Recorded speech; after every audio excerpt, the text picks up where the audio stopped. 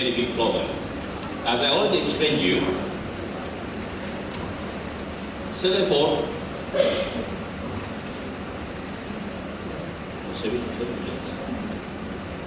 self-effort is the most important one, and mutual and public.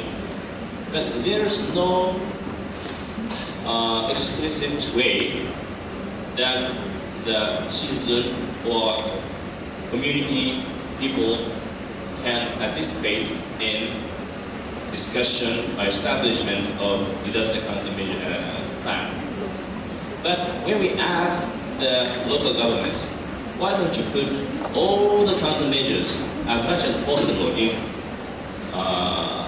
corresponding columns, they can understand there are many things that self-effort and mutual assistance can contribute. Then the local government understand that it's better for them to join to collect those persons. And I ask, please prepare 2 different types of these matrices. One is ideal one. Please put as much as possible. And the second one is, please put what you have done. Okay? And in Japan, we have 3 different levels of the local municipalities government: city level, prefecture level, and national level. And to obtain the basic information for establishment of disaster countermeasure plan, we estimate the potential damage by numeric approach. But before the big earthquake and tsunami in 2011, it was impossible for city, town, village level governments to consider huge hazard that they cannot respond well. Because they just put the city level government column only level and discuss. But I established a special training session meeting committee in the Japan Society of Civil Engineering and discuss. Why don't you put prefecture level and national level? Then the city level people can consider the huge disaster that beyond their own capacity. And then the left-hand side is ideal one, right-hand side is current situation matrix. Then you can obtain the action item matrices. And each of the item you should put necessary time, necessary budget, and its effects. Then when you get the money and again you get the time, you can select the best combination that give you the highest effects. And sometimes you should check. Then you can get improved current situation matrices and you can get improved action item matrices. The reason why we have discussed this kind of one, in Japan we have 1,750 municipalities, but 85% of them, the population is less than 100,000. It means the number of people who are working at the disaster management section is just 3 or less. It is impossible for them to prepare a good disaster management countermeasure plan. Therefore, this kind of processes is quite important. The next one, please. I'm sorry, I will skip. Next one is the how to implement the weaker, safer earthquake safer structures. The upper one is weaker structure distribution, weak masonry. And the bottom one is high seismicity area. Therefore, you can see the many weak structure collapse, masonry structure collapse, and many people are killed. But when we discuss how to promote retrofitting, researchers or specialists, especially those from the developed country, they tend to say that, oh, we can better use advanced technology, advanced material, without considering local situation. This cannot be so true. We should pay these these vulnerability. And sorry, I will skip. And then I have selected this material, polypropylene bag, abbreviation is PP bag. This is very strong, cheap, worldwide available, chemically very stable, and light material. It's easy to carry, just even up to the top of the map. If you like to install this one, you can make a hole at the joint corner, mortar joint corner. If you like to use this one for new construction, during the construction, you can put the stove that is used for drinking juice and keep the holes. And put the inside and outside the mesh and just connect it. Quite easy. Then we can increase a lot the seismic capacity. Please look at it.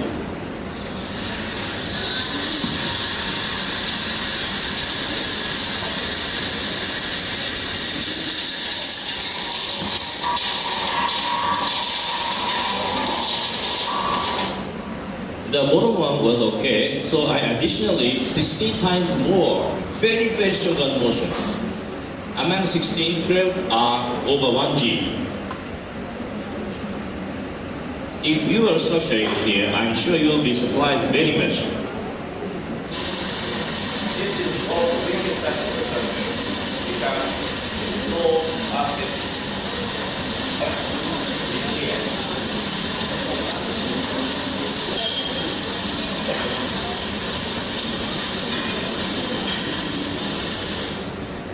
And we model many different types of the ones that is used in the different part of the world unchecked because of time limitation. I'm sorry, I will skip. And then this method can be used both existing one and construction. There are many retrofitting models, but all of them, a majority of them, can only be used for new construction. And this one, when we visit the affected area, I got many questions. How to treat debris, waste of construction. What I was saying was, why don't you use brick? Brick is brick, man is man, stone is stone. Why don't you use those materials with my proposed method? Then you can solve the debris problem and you do not have to buy new material. That means you can reduce drastically the construction cost.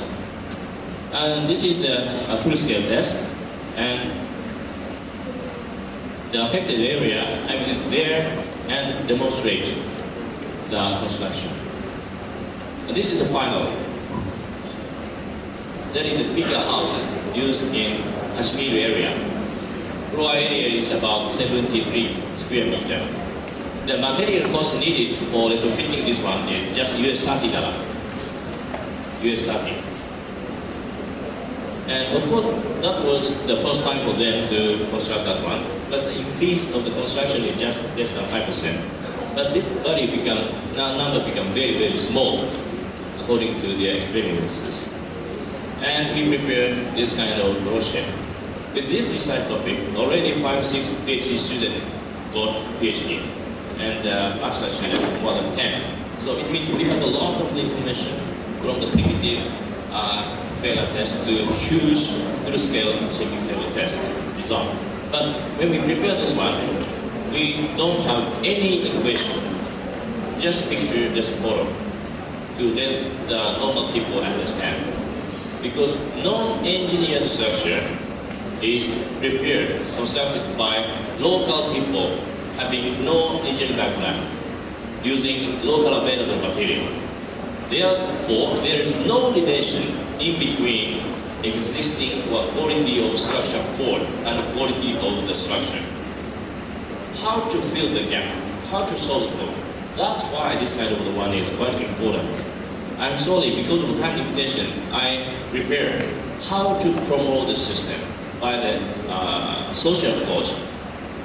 I cannot make a presentation, but if you are interested, please ask me to make a presentation later. Thank you very much for your attention. Thank you very much, Profesor Meguro, Bapak Ibu sekalian. Singkatnya, buat yang tertidur atau tidak menangkap beberapa hal, ada 3 hal usulan penting yang diangkat oleh Profesor Meguro. Yang pertama tadi usulan untuk adanya tsunami warning system yang baru, yang berbeda dengan yang konvensional, karena yang konvensional biasa dipandang sangat mahal dan sebetulnya juga tidak banyak terpakai. Jadi yang sistem baru ini yang diusulkan adalah yang multi-purpose, bisa dipakai oleh banyak kebutuhan. Tadi dihitung-hitung biayanya dibebankan kepada para turis yang menginap di hotel-hotel yang ada di daerah di mana buoy tadi alat-alat pengukurnya itu diletakkan, biayanya paling rendah ada yang 20 yen itu sekitar 2.000, terus yang mahal 333 itu sekitar 33.000. Itu yang pertama. Kemudian yang kedua yang diusulkan adalah pada masalah planning. Jadi ada matriks tadi yang sudah ditunjukkan untuk membuat rencana yang sangat jelas. Ada beberapa hal yang harus diklasifikasikan. Apakah itu masuk dalam public support? Apakah masuk dalam mutual assistance? Apakah itu masuk dalam self effort? Kemudian juga harus ditentukan mana yang harus dikerjakan pada city level, town atau village ya, desa, kemudian prefektur atau di sini kita sebut sebagai provinsi, dan pada nasional. Jadi pembagian tugasnya bisa terlihat. Kemudian dari matriks ini dibuat dua hal, ideal dan yang terjadi saat ini. Nah, yang akan dianggap sebagai hal yang akan dikerjakan sebagai rencana aksi adalah hal yang ideal dikurangi yang sudah ada sekarang. Selisihnya itulah yang harus masuk dalam rencana aksi untuk perencanaan. Dan yang ketiga, yang terakhir yang menarik adalah mengenai retrofitting. Retrofitting ini adalah penggunaan baby band untuk memperkuat konstruksi, karena sebagian besar masalah ketika ada bencana gempa misalnya adalah pada masalah bangunan yang tidak kuat konstruksinya.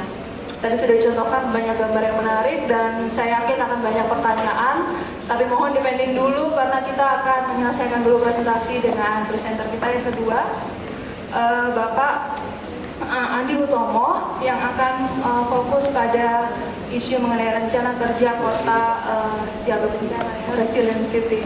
Kami persilahkan waktunya untuk yang ingin bertanya, nanti akan kita gabung bersama pada sesi pertanyaan.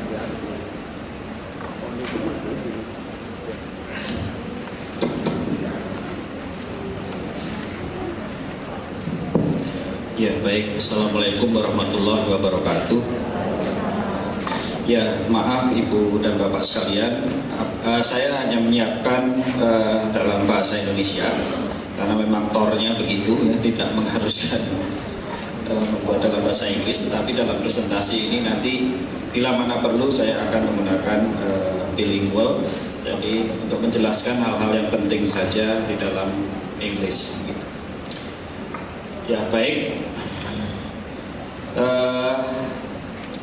Apa yang saya akan kemukakan di sini adalah hal-hal yang terkait dengan penyusunan kerangka kerja kota siaga bencana atau frameworks of disaster prepared city ya, toward resilient city.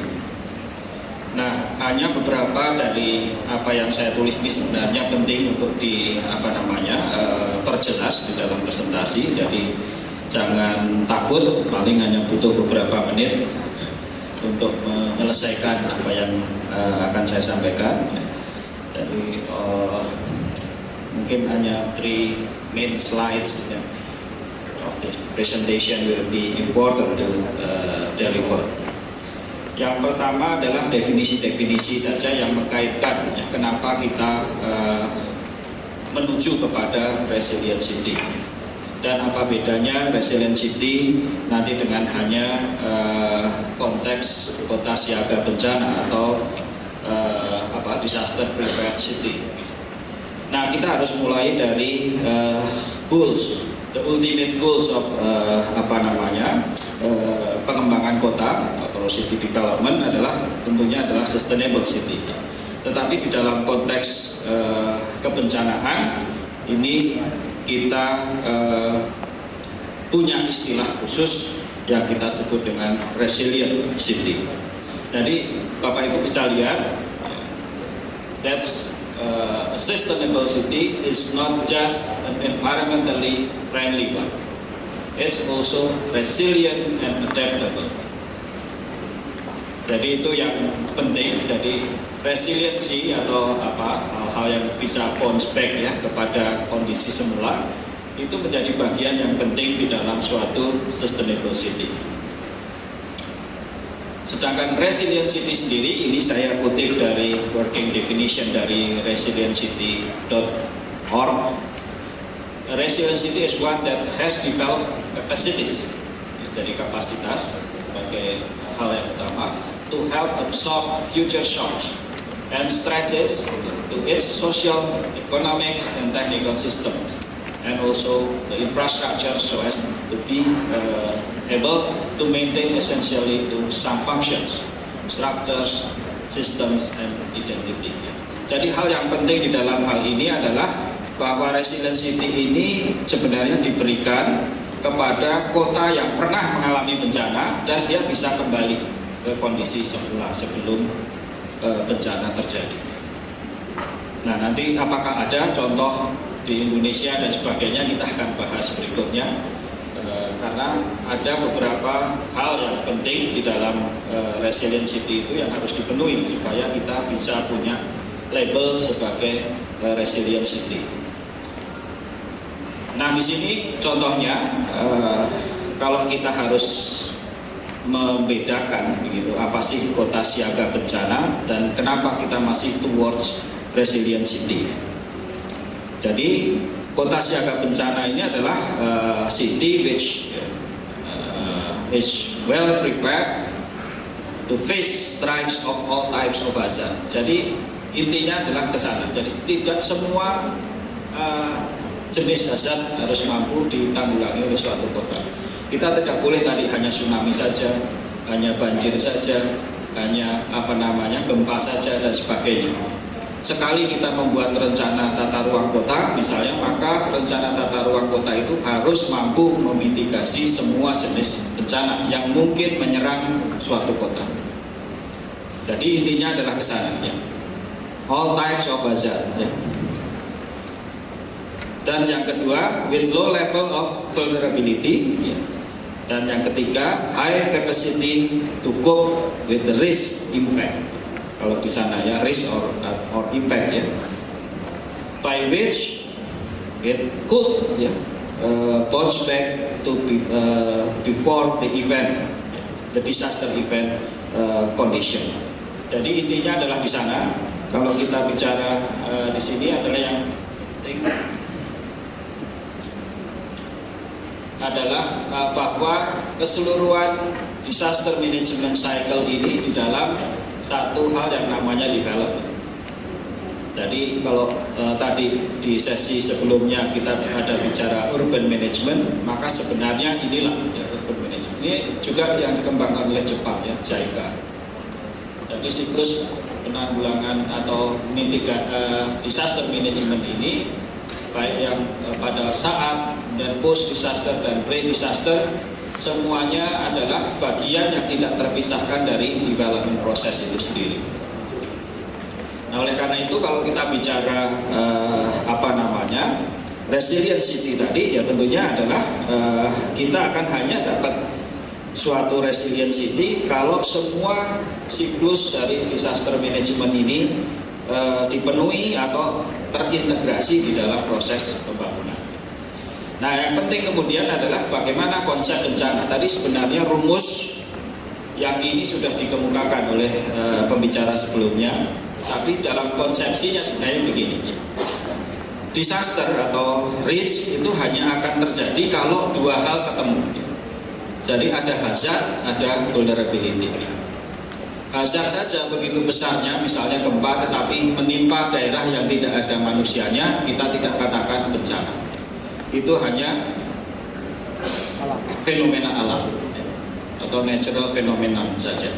Nah, oleh karena itu kalau kita bicara kota tentunya kita bicara vulnerability kalau begitu ya, untuk konteks natural hazard. Karena hampir nanti ada implikasinya ya. Nah, oleh karena itu kalau kita bicara kerangka kerja kota siaga bencana, tentunya kita akan bicara ini ya, 3 hal. Apa yang kita bisa usahakan untuk mencegah hazard bahaya itu muncul, dan apa yang bisa kita lakukan untuk menurunkan kerentanan atau bahkan menghilangkan kalau memungkinkan, dan apa yang bisa kita lakukan untuk meningkatkan kapasitas atau kemampuan menanggulangi dari kota. Nah, lalu untuk ininya sendiri, nah ini lebih kepada respons gawat darurat pada saat terjadi seperti apa. Jadi ada satu